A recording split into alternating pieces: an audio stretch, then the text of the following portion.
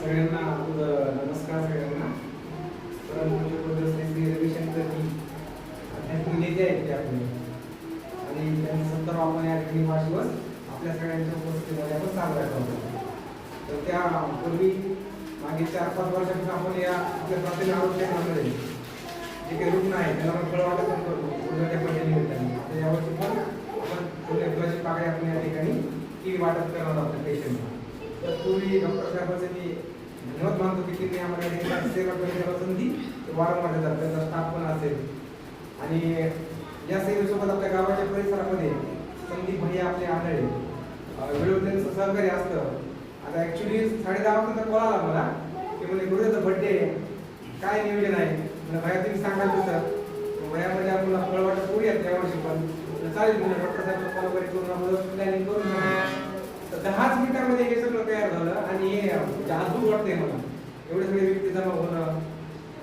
आपले मच्छिंद्र भाई यादव ते नेते आहेत नाव आहे आपण स्प्रे केला.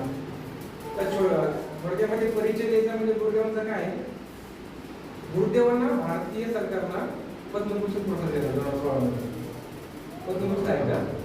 आणि 193 देशामध्ये आपलं गुरुदेवांच्या माध्यमातून सेवा चालू आहे, ध्यान प्राणायाम योगाच्या माध्यमातून. आणि गुरुदेव ध्येय काय आहे की आपलं मन हे तणावमुक्त असतं.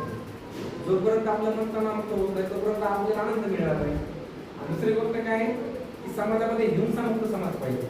समाजामध्ये भांडण होते चालत आहे आजकाल, तर समाजामध्ये हिंसा नाही पाहिजे.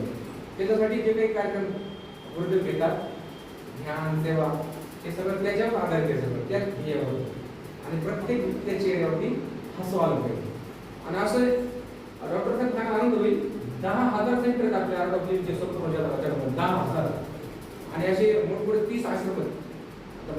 बँगलोरला आपला मुख्य आश्रम आहे आरडब्ल्यूचा 400 ते 500 एकर मध्ये. आता परवा दिवशी पंतप्रधान नरेंद्र मोदी तिथे येऊन गुरुदांना शुभेच्छा देऊन गेले.